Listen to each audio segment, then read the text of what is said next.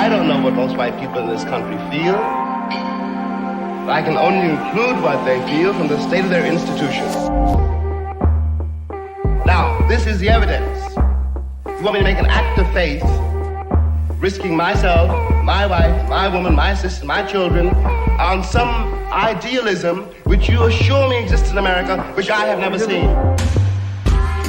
You're listening to Black History for White People, a podcast where we educate, resource, and challenge white people about Black history. I'm Brad, and on today's show are my co-hosts Katina and Garen. Today's topic is Abide Women's Health Services. First, we meet up with Cessilye Smith outside of Abide Women's Health Services in Dallas to discuss her organization and the work that she is doing. Cessilye Smith is a writer, speaker, and activist whose mission is to relentlessly pursue God and the people he loves. She is the founder and the executive director of Abide Women's Health Services. Abide exists to improve birth outcomes in communities with the lowest quality of care by offering healthcare and complementary services that are easily accessible, holistic, evidence-based, and free from judgment. We're excited to share with you Abide and the work that Cecily is doing, and we hope you enjoy the discussion. So we're here with my sis, Cessilye Smith. Hey, sis. Hey, sis. First of all, it's so good to see you. It's wonderful to see you, sis. Man, I mean, you know, COVID and all the things that have kept us apart for a minute now. And I just want to talk about this great work that you're doing and you and your passion, what led to this. I always just kind of start off, before I do like this introduction, I want to just start off the interview the way I always do. And I want you to tell your story and tell us, who is Cecilye Smith? Oh, Who is she? wow. Well, I think I've been on this journey of figuring out who I am for the past several years now. And I'm liking what I see.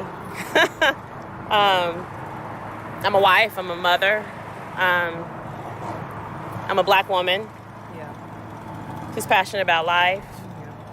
I'm an empath. That can be a blessing and a curse, I think, at times. I feel deeply, and I want to see communities healed. I'm an advocate for Black women and our families. That's who I am. And so I want to talk about little Mr. Eli a little bit too, because I feel like just the story of his birthing and how you brought us in kind of sets the stage for what you do and paints a really beautiful picture. So Cecily has a women's health pregnancy resource center here in the heart of Dallas. Sunny South D. Sunny South D on MLK. I'm good on any MLK Boulevard. Yeah, we good. Yeah, she's out here in the neighborhood, in the community, and she's serving underserved women with pregnancy, birth, mother, prenatal, like all the resources for Black women and children. And I met you a few years ago at an event, She Laments, where we came together to kind of lament injustice and create a safe space for women to lament injustice, and specifically the injustice of sexual abuse and assault. And I met you, and I'm just going to add worshiper, because as I was singing and leading, you were just in front with your hands raised, and you were just worshiping the Lord.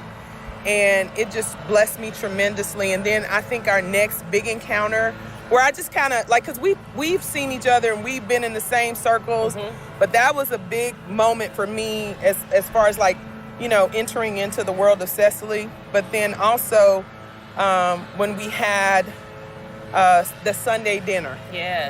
In response to some things that occurred in Dallas that impacted Black women in a major way. And you were pregnant with Eli. And it was just a very powerful moment where Black women came together to weep and to share. And your presence was just this big, like, reminder of Black womanhood, pregnancy, and just this country's sordid history. And then I would think the next most significant moment was when you invited me into the birth of your son.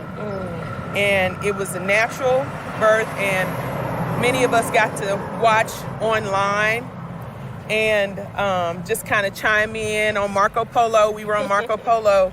And I remember being so moved and brought to tears because watching you give birth to Eli and how you invited so many Black women to partake in that experience, it was like, it dawned on me that it just hit me like Black women have not historically been able to command our birth experience. You know, when I think about Black women having babies on the run, having babies and having returned to the cotton fields, being enslaved, having babies stripped from their arms, having babies that they can't provide for because they're underpaid. And you in that moment gave so much power to Black motherhood, and in the fact that you got to command how Eli would enter into the world. And he entered into the world in such a beautiful way that is not given, like it wasn't given to me, like in having my oldest son, how that was taken from me. And we talk a little bit in the episode. Excuse me, But- sorry about that. No, you're fine. But you invited us into this experience that I feel is like the pinnacle of what Abide is. And it just kind of gave me a vision into your heart for Black women, that you want to bestow this like dignity to all Black women. So tell us about that experience and Abide. So we're finally getting to, we've heard a little about who she is, but we're gonna finally get to what she does. Yeah, absolutely. So the reason why I invited you, Katina, and so many Black women into my birthing experience with Eli was because of so much racial trauma that I experienced that year. Yeah. And for the first time in my life, you see, a lot of times Black women get involved in birth work because of trauma. Yeah. Well, that wasn't my experience. Right. Okay? I had wonderful births. Yeah.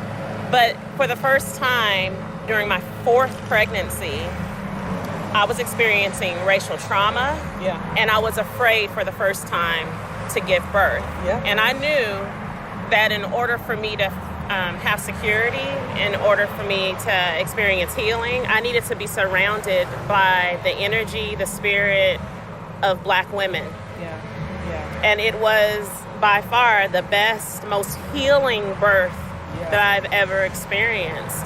And it was because of that birth, I believe, is what catapulted the organization that I lead, Abide, into the direction that it is now, because I experienced healing. Yeah. And so Abide Women's Health Services is a maternal justice organization located right here in sunny South D, right on MLK, that exists to improve birth outcomes in communities with the lowest quality of care. And when I say that, Abide was birthed from this, it was birthed from this knowledge of knowing that Black women die at 3 to 4 times the rate of white women in childbirth and shortly thereafter. Yeah. And Black babies are dying at 2 to 3 times the rate of white babies before they reach their first birthday. Yeah. And, for the longest time, I didn't realize this. I didn't know it. But when those statistics hit me, it changed the trajectory of how I advocated for women and how I advocated specifically for Black women. And so that's how Abide was birthed. It was digging into the stats, digging into the reasons why, understanding systemic racism and how Black women's bodies have never been our own. Yeah. And realizing that we needed a clinic that centered the lives of Black, Indigenous, and people of color. Yeah. Absolutely. And so that is kind of, That's it. that's it. That's what we're doing. You know? So I want to like go into the center. You can show us around. We're kind of standing out here on the street. Yep. I just felt like it's important for us to kind of speak in this space that you exist and you do your work every day in the noise and in the, just people doing their yard and people cutting hair and listening to music, doing community development and income tax and listening to music. And so I just felt like it was important for us to be out here, but let's go inside and then you can show us around and we can talk some more. Is that cool? Absolutely. That sounds great. All right. Thank you for showing us around. The facility is so beautiful. You have all this beautiful artwork that's reflecting Black motherhood, Black womanhood. The prenatal room is beautiful. Thank you. I just wish that there were more of what, like so many more Abide women. What's the official name again? Abide Women's Health Services. Yeah, I wish there were more of these just around the country. And I'm just so grateful for a generation of women that have this passion to go back and to serve our communities in this way. Because so often Black women get forgotten. Absolutely. I want to know, like, when you come through these doors. Well, let's go back. First, I want to know the story of how this came to be. And because I know it came with hurdles and challenges, and some of it I've kind of followed, you and you shared. But I want you to talk about, as a Black woman who is trying to create something so beautiful and so powerful, some of the obstacles that you've had to deal with in a culture that says, that continues to throw the black abortion rate in our faces, and how they aren't as welcoming to create a resource that allows us to combat that. Wow. Where do I begin? I think this is where I'll start. I used to be a doula and childbirth educator, and I went to a conference.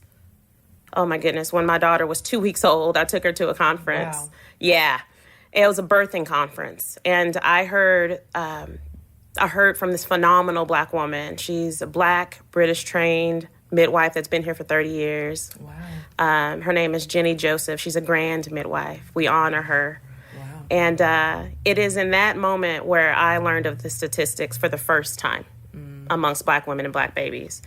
And in that moment, it gutted me. Like, it was like somebody punched me in the stomach. And then I realized that I got into birth work for the wrong reasons.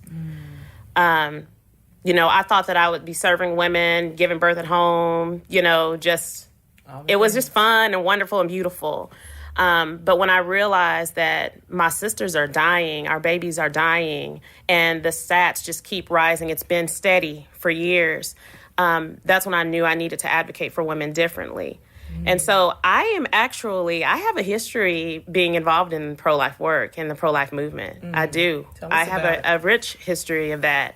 And it started off okay. I believe that all life is valuable from womb to tomb, all of it, Yeah. And I still hold that firm belief. However, for years, I noticed the tokenization. Once I became more anti-racist, once I started advocating for Black women differently, I began to be received differently. Yeah. And I remember being tokenized pretty badly from a conservative news site in D.C., and they omitted all of the things that I said about justice work, everything that I had to say about anti-racism and systemic racism. And it's in that moment where I was like, I got to do this different. Like, this is not, nope, I don't want anything to do with this. This is not pro-life work, But, going back to that time at the conference, that's where the seed was planted. That's where the seed was planted. And, it took another year for Abide to become a name. It started off as a hashtag, and then it started to grow and develop. And what year was that? Oh, my goodness. I believe that was in 2016. Oh, wow. Okay. Yeah, 2016. That was when the seed was planted in 2014. Wow. The idea of even potentially having anything that centered Black women, a birth center or anything, that idea was in 2016. Okay. And then Abide became a hashtag in 2017. That's when the seed that was planted started to grow and started to become little seedlings, And 2018, it became a little flower, We got our name, our domain name, our website up and running. And then it was in 2019 where the trajectory, it was when 2018 we were tiptoeing around it. We were code switching and being really delicate with our words about what we were doing. Avoid the R word, racism. Avoid talking about systemic structures, but center Black women, And it was when 2019 where the lid was lifted. It was, I was pregnant, racial trauma was running amok in the church, in my life, in how we were running the organization. Absolutely. And the entirety of what we were doing got flipped because I then realized that we needed to have the freedom to be unapologetic about what we're doing as an organization while also maintaining that consistency in valuing life from womb to tomb. And so far, there has been such beauty, growth in that freedom. Yeah. We've been able to thrive. Absolutely. As an organization. You created a table. Exactly. On your terms and unapologetically. It's beautiful. Tell me about when you walk through these doors and what your everyday work looks like. So you walk through these doors and, you punch the code in, you come in, what time in the morning, and what a day looks like. And some of the stories of women that you served and the difference that that you're making, like that God has placed you here for this reason. Tell me about that. Oh, man. I love the work I do. I love coming to this space. Yeah. I do. I love it. I love my team. Yeah. We have a very small team. There's 4 of us that come here Tuesday, Wednesday, Thursday from 10 to 6. Clinic days are Tuesday, Thursday. But when we walk in the door, it is like we're able to breathe. Yeah. People that come through our door, whether they're just coming to visit, whether they're a client or anything, most of the time, more often than not, they come in and they're like, they're able to like release and they want to sit down and they just want to like chat, and just decompress. It's a safe space. It is a safe space. And the environment that we've created here is intentional. When you walked in initially, the lights were dim. Usually we don't have these fluorescent, I guess these what it's called, these fluorescent lights on. We have it dim, we have it warm, we have essential oils going, we have music. We can be playing Erykah Badu, we can be, playing Lauryn Hill. Like we have just a good vibe going in our space. Yeah. And so, I would say that when people come in and they say that, I can breathe, I can rest, I feel restored, when they come in. Yeah. That's the biggest impact. But I will say, too, that we've created not only a culture for the people that walk through the doors, the moms that we serve, but we've created a culture of, there's the 3 R's that we live by, and that's rest, resist, restore. Amen. We don't believe we're actively resisting grind culture. And so 32 hours, that's full time for us. Yeah. That 32, we firmly believe in 32-hour work week. That. We're so small that we don't really have like healthcare benefits, like those big packages that big organizations have, because we're nonprofit, a tiny nonprofit. And so we've allocated funding to help support our staff for healthcare reimbursements and also education. Yeah. we help support our staff with, continuing education that can not only benefit them and help with their growth and development, but it also pours back into the organization. I love that. And childcare. Yeah. We help with childcare. I love so, that. That's powerful. I love that. Well, and let's talk about resisting grind culture, because historically for Black women, work, like that's what we came here to this country for, was toil, labor, unbearable conditions that have created generations of trauma that we are still like peeling back the layers of. And just how Black women, how we see ourselves and how we don't even, like we talk about like pain levels of Black women not being acknowledged in the healthcare profession or by other people, and that people think that we have a higher tolerance for pain, that we have a higher tolerance, like a capacity to work, that we can do more.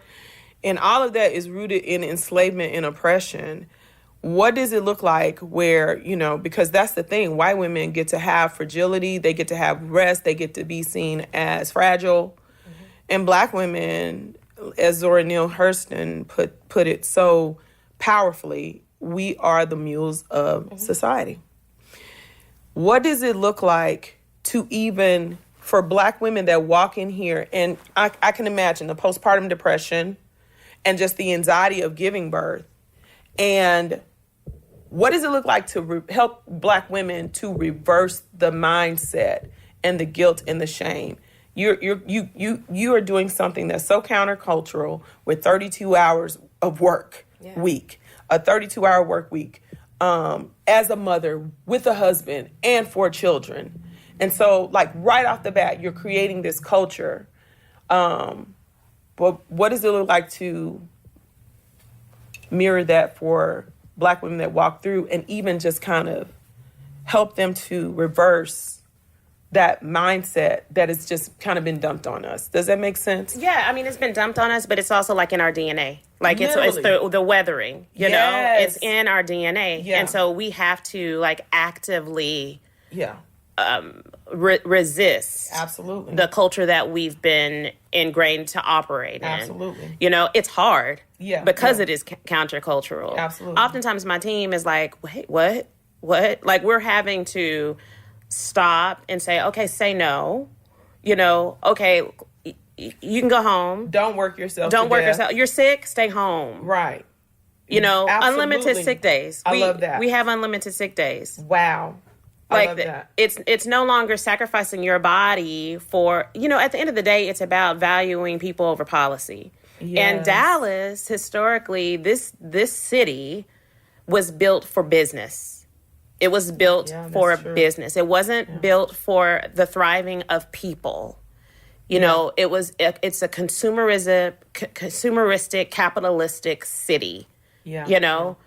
Black people, enslaved people, freed people built this city. Yeah. Yeah. And so I think getting to the point where we are intentional about our time and how we spend our time, and being intentional about rest is what gives us our freedom back. It rest resistance produces restoration. Amen. And we want a restored community. We want restored families. We want restored bodies, restored minds, restored spirits. Like it's holistic, and we think about the whole. And so how does it impact our people that walk through the door? Like the hope is that they're just able to see like rested people when they walk through our space. My hope is that other organizations can witness what we're doing and put our policies or the way that we operate into their, into how they operate. This is one thing, stepping into this role as an founder and ED, I didn't realize the power that I had until I had it. Yeah. And there is a tremendous amount of power you have when you are the one creating the system. Yeah. And what I tell people all the time is that when you step into this role, you have the power to create the systems in which you choose to operate in. And I think for so long, we have been conditioned to grind. We have been conditioned. This is just what we do. Yeah. And I'm like, you know what? This doesn't work and it's not healthy. It's not healthy. It's not restorative. Right. And it's trauma to your body. It is. So when we think about the disparities like that are created, that the disparities that contribute to Black female bodily trauma, that creates the statistics where, you know, the infant mortality rate and Black women dying, regardless of socioeconomic status. Yes. Like, in fact, it goes up higher the more educated you are. Exactly. And so this concept of rest and giving yourself permission to breathe and be free in a world that doesn't want you to, you know, that doesn't afford us many freedoms. It's really a powerful idea. Like, it's a powerful concept.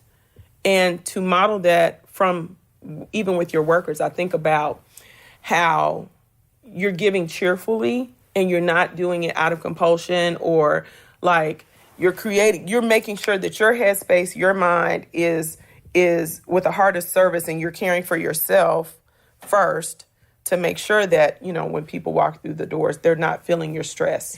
Because so many resources, like I think about women resource centers that are, you know, churches like manage or different organizations manage. You do feel that when you walk through the door, like, okay, we got to serve one more person that we don't have room for. And it really shapes your experience. A lot of women will not step into those spaces because they don't feel welcome. And so I love that. I'm going to shift gears a little bit, and I want to talk about, what do I want to talk about? Let me see. I want to talk about, I don't know the words I have for it. I want to talk about how what you're doing compares to what the reason why we need Abide. You know what I'm saying? Yeah. I want to talk a little bit more about that, like why this is necessary. Oh, yeah. It's necessary, and I think a lot of people are sleeping on the fact that Black women have been doing this work for years. Wow. There are Black-led organizations all across the country, not quite like Abide, but they are doing similar work, and people are just sleeping on them. The philanthropic world does not support Black-led organizations. They don't. Especially Black female ones. Especially Black female ones. Yeah. The reason why we exist and why it's necessary to have a clinic such as ours or an organization such as ours is because we center Black women. We center our experiences. We come from a place of cultural humility.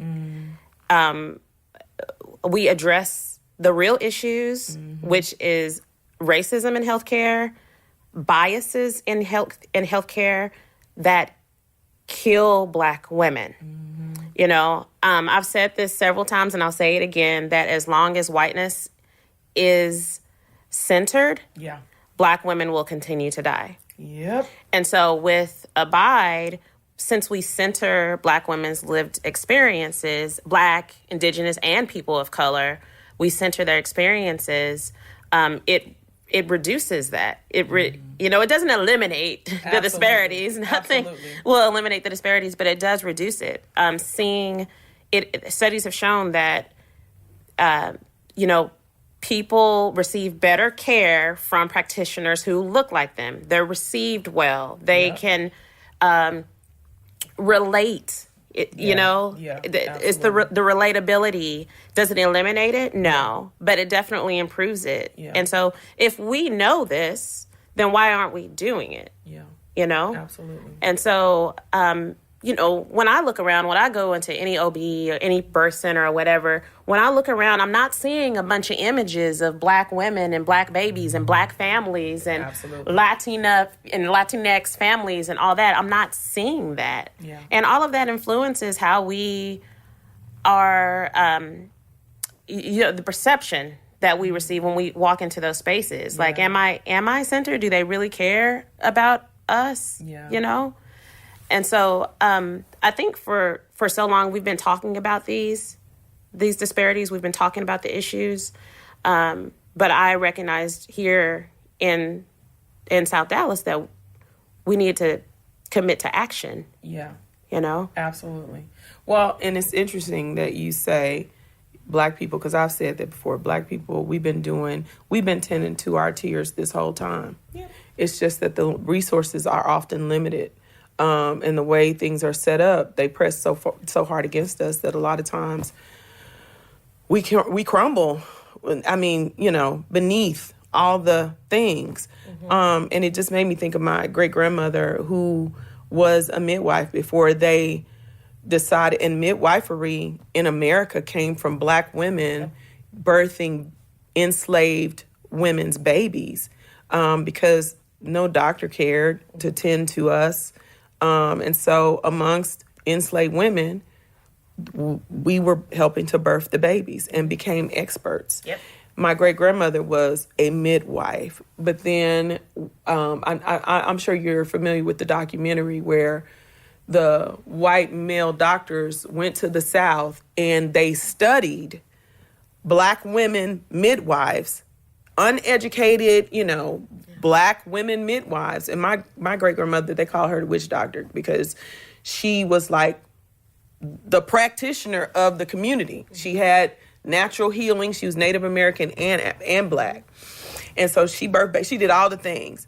But they came and they studied them and took everything, gleaned, like these medical doctors with these high degrees, gleaned all the information from them, and then flipped the script and ridiculed and mocked them, and then required midwifery to require it. They made midwifery to require a license. Yeah.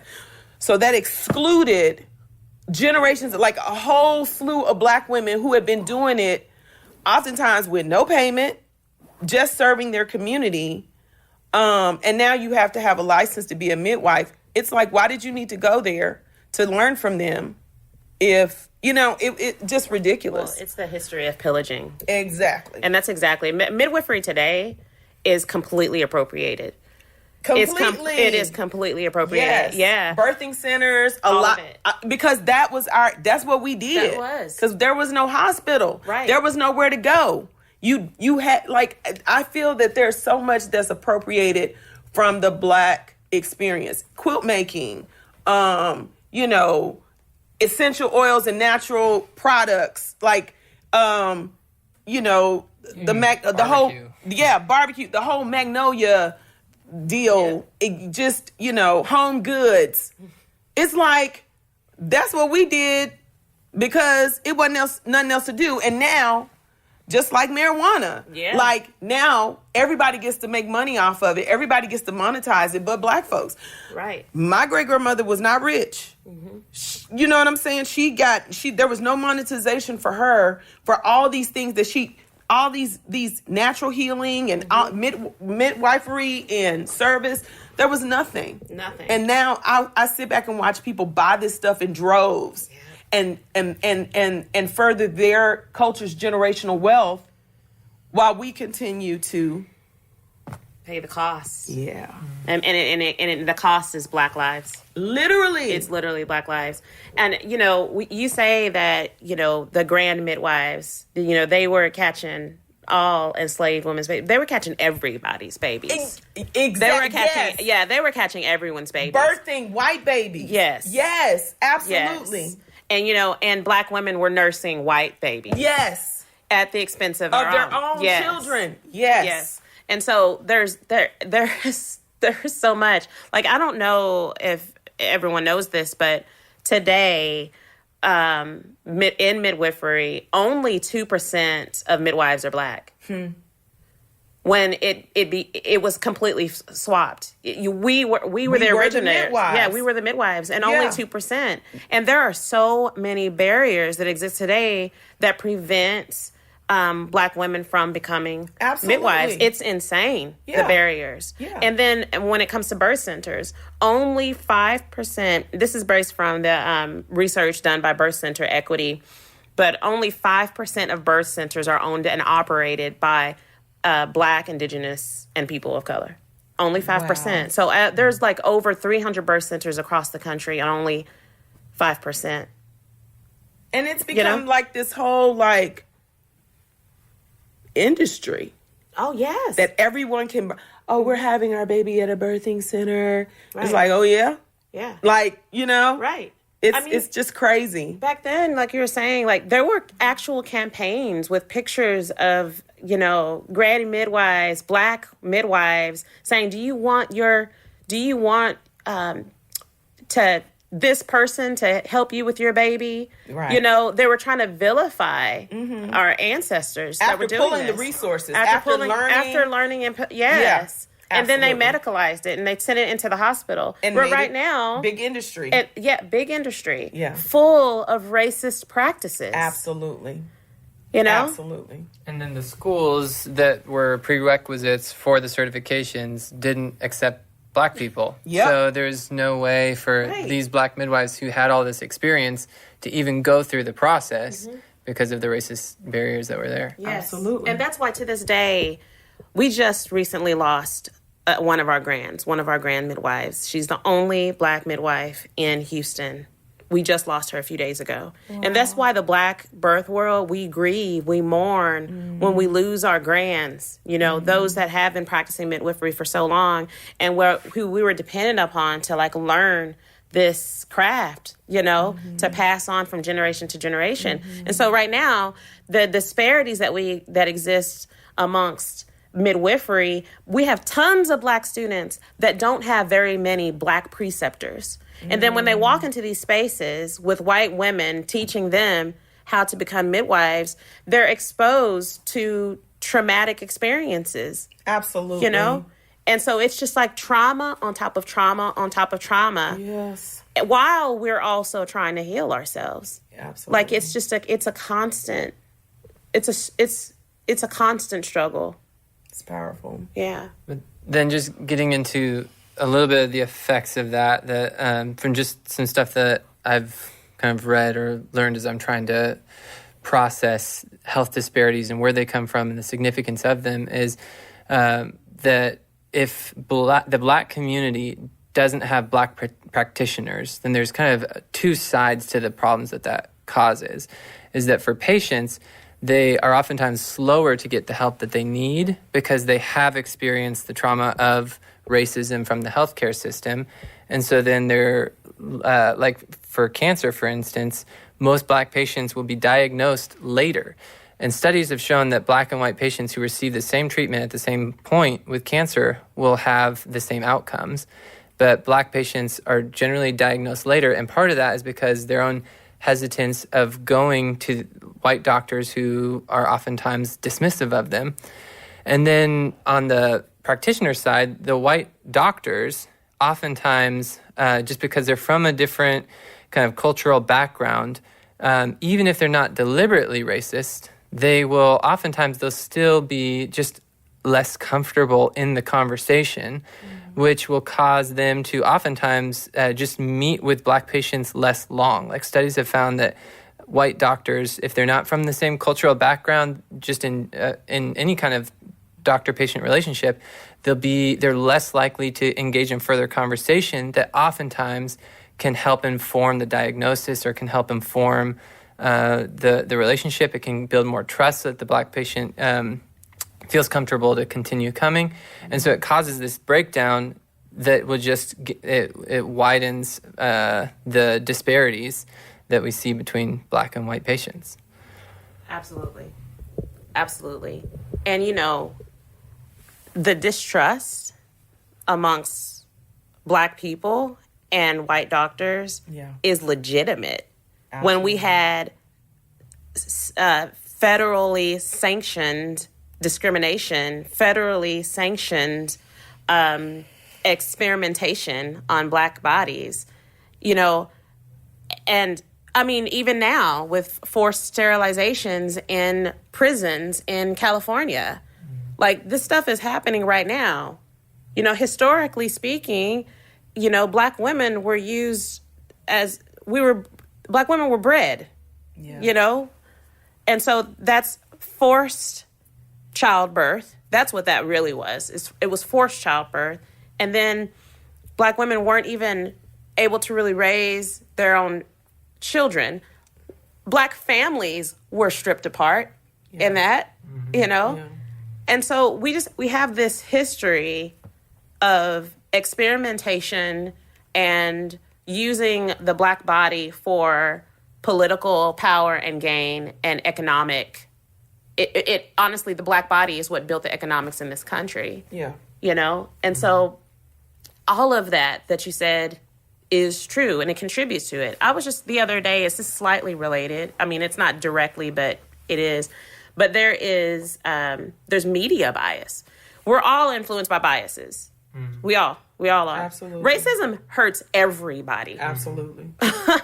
Yeah. But I was just looking up in our efforts to build imagery for our capital campaign. I was looking for an image of black hands pulling up weeds out of the ground, pulling weeds out of the ground. And when I think of weeds, I think of the weeds of systemic injustice. I think the weeds, getting to the root and trying to understand what is going on in our country, what has produced the strange fruit that we're seeing in these black bodies dying, you know? Absolutely. And I was Google searching it, that specifically, weeds being pulled out of the ground. And I just saw, lots of weeds being pulled out of ground by white hands, or very light complected hands. And so I put black hands pulling weeds out of the ground. And I scroll, and the first thing I see are black, dark brown hands rolling a blunt. Wow. That's the first image I see. Wow. And so it's something simple as that. Yeah. You know, just looking that up affects the psyche, affects our perception of how we view black bodies. Then how in the world do we view them in the medical establishment? Absolutely. Absolutely. Wow. Well, and so I want to talk about a little bit about also the black men, the men of the fathers that you guys, because you can't be serving black women without impacting the family, you know, the whole family structure. So you're helping black women and their children, but let's talk about a little bit about the men that come with mothers, because there's this idea that there is a significant percentage. There's a significant percentage of single mothers, but there are a lot of black families. There are a lot of nuclear black families. So talk about that. Yeah, absolutely. I'll tell you this one. I don't work directly with the clients, but our clinic director was telling me how there was this father, and he was doing all the calling around. He was calling around to find a place where his girlfriend could have an ultrasound and be seen and whatnot. And he's the one that actually set the appointment for her to come. And they come, and they've been seen and cared for by us and established care with us. But it is very important for us at Abide to honor the family. And that is honoring the single mother. That's honoring the nuclear black family and Latinx families. And honoring and whatever family dynamic, whatever that means. Yeah. If that means that, you know, it's the pregnant person and their mother, you know, coming in, or their grandmother coming in, then we do that. But I think that's what sets us apart a bit, is that we don't just see to the women and the child. You know, it is about how do we help the entirety of the family, you know? And so one of the things that we decided to do, we partner with this organization called Delighted to Doula, and all of our clients have an opportunity, if they choose to, be served by a postpartum doula. Postpartum doulas are crucial. Yes. Because it is like 45 days after a person gives birth up to a year where they're at risk, like that's where lives are lost. It's not necessarily like in the hospital. Yep. It's when they come home. Absolutely. It's when they don't have help. Yep. It's when, they have to go back to work or their partner has to go back to Fatigue work. sets it's in. so much, Yeah. and so our postpartum doulas help the entirety of the family. Even the prenatal appointments. You have other children, Yeah. Okay, well, we're going to measure the baby and we get those toddlers or those little people's hands on that belly and get them fully immersed into this process because it is this is a family affair. I love it. I love it. So go ahead.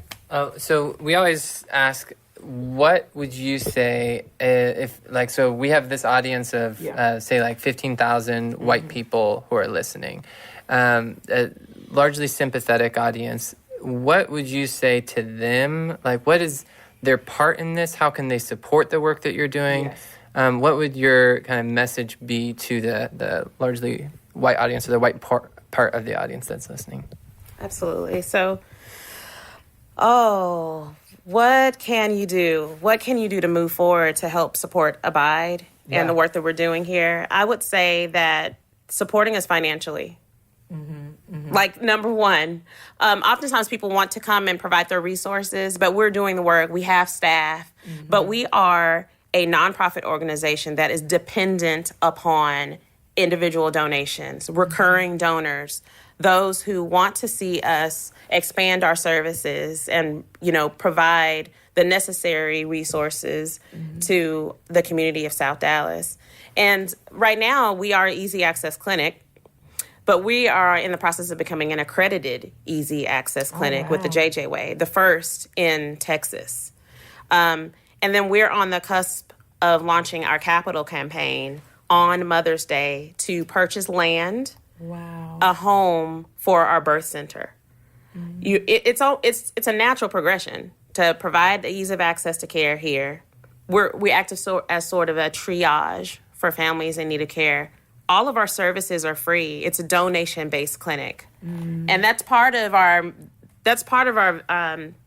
mission is to ease the access. Yeah, absolutely. To cut through the red tape.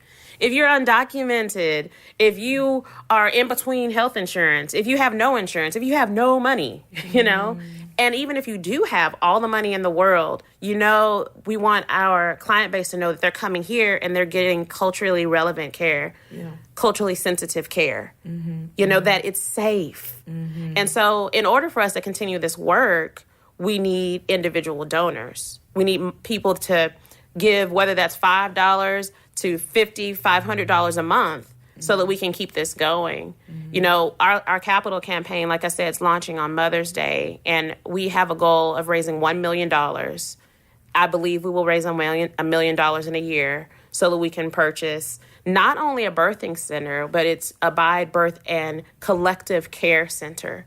We believe that in order for us to heal, that we have to do it collectively.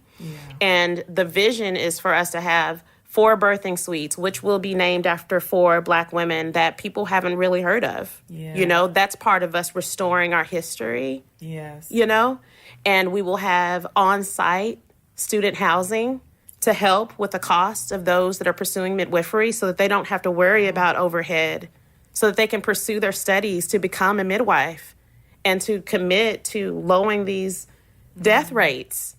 That's awesome. So many people say, what about the baby? What about the baby? What about the baby? Well, what about the mother who's afraid she won't survive birth? Okay? We have to provide a safe environment for the mother. And so there's that, we want to provide, when I say land, we were looking at a place that had 6 acres.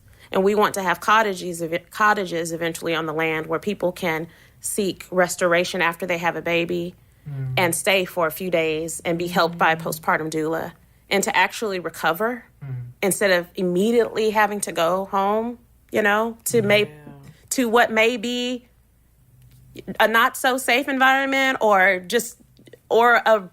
a routine that they're not quite ready for. Exactly. And then also I have found restoration in nature. I believe that being around the things that God created helps to restore us. And so my hope is that families, fathers, aunties, uncles, cousins can come to this space and find healing. It is about rest, resist, restoration. So yes, we just need your financial support. Yeah. So yeah, on what you're saying there, just a couple studies that show that the same thing. There's a study that showed that in U.S. hospitals, Black patients are less likely to receive more costly treatments or to be referred for more costly treatments. Other studies have shown that Black people are less likely to be referred for transplants or to be informed about the availability of transplants, partially because hospitals and doctors are concerned about the wealth, or there's just this stereotype that Black people don't have as much insurance or don't have as much wealth, so they're less likely to be referred for interventions that are more costly. Yeah. Another study showed that they're more likely to receive amputations because an amputation is just a cheaper alternative to the actual hard work of restorative care for like a limb that has been injured. And I mean, I could go on with others, but with cancer treatment, I'll just say one more. With cancer treatment, Black patients are not only, like I said earlier, they're oftentimes the cancer is found later because of problems with the process getting them into care, but then they're less likely to be referred for newer treatments that are oftentimes more expensive. And yeah, so it's just that perception by doctors, that implicit bias that comes from media, comes from the fact that, we've talked about before on one of our earlier episodes that Black people in the media are, I think, 4-fold overrepresented in media as being criminal and 50% overrepresented as in poverty. So if the media news wants a B-roll footage of a poor person, it's 50% more likely than reality to use a Black person to represent poverty, because the media wants an image to represent poverty. They're going to Google it. They're going to find an image, and there's this implicit bias where they're more likely to pick an image of a Black person to represent poverty, and it doesn't actually match the reality in America, even as tilted as that reality already is from systemic racism and this history of injustice. The media will then even exaggerate it further. And it feeds these stereotypes, and then doctors and all of us, everyone, white and Black doctors, are affected by that saturation in that media that represents Black people as poor and are less likely then to propose interventions that are more costly. And then just one final thought or note is that on the organizational level, then there's also just less support for Black-led organizations, and that's another aspect that makes it even worse, is that Black people who see the people who are actually seeing these problems are the ones who are least empowered to get in there and fix it. And so that's part of why I think it's so important for white people to set aside their own view of reality, that their own kind of, not to say that white people don't have a true view of reality, but they have a perspective, and reality is much more big and complex, and white people don't generally see into the reality that people who they're socially and culturally distant from are living. And if white people try to fix everything without empowering the people who are actually living through these injustices and living through and seeing these dynamics, and actually can then propose solutions much better because they're closer to those realities, then those realities don't get better. And so white people, I think it just shows how much they need to be supporting organizations that are Black-led and are dealing with these realities on the ground.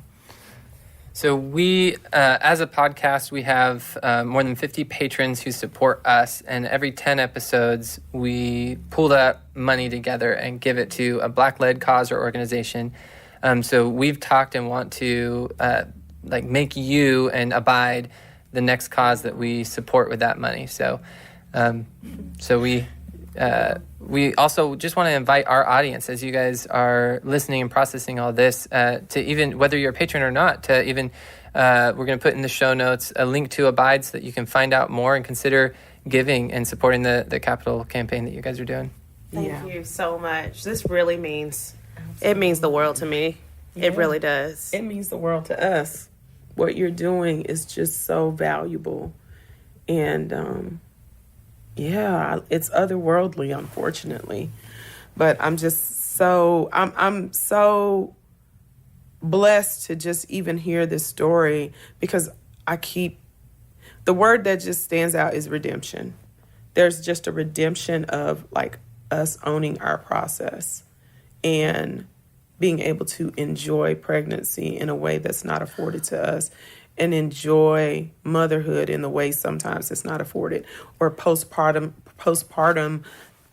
that process in having the support.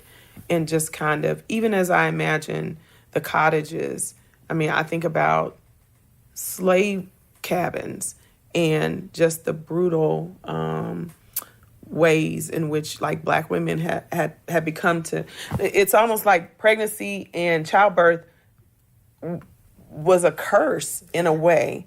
And so how that's being taken back just through the work that you're doing and the work that people are doing all over the country to take back this God-given, this gift, and claim it for ourselves and uplift it and own it.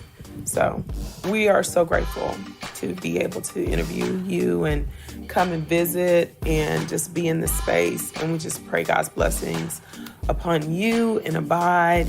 And we're just believing for that $1 million and just ongoing, just an outpouring of support. And we love you. I love you. Thank you, sister. I love you so much. Same. Thanks for listening to this episode. If you are looking for more information on what we discuss, take a look at the show notes or go to blackhistoryforwhitepeople.com. If you'd like to play a supportive role in the podcast and be able to vote for future topics, check us out at patreon.com/Black History for White People. We'll leave you with this quote from Mary Church Terrell. "The chasm between the principles upon which this government was founded and those which are daily practiced under the protection of the flag yawns so wide and deep."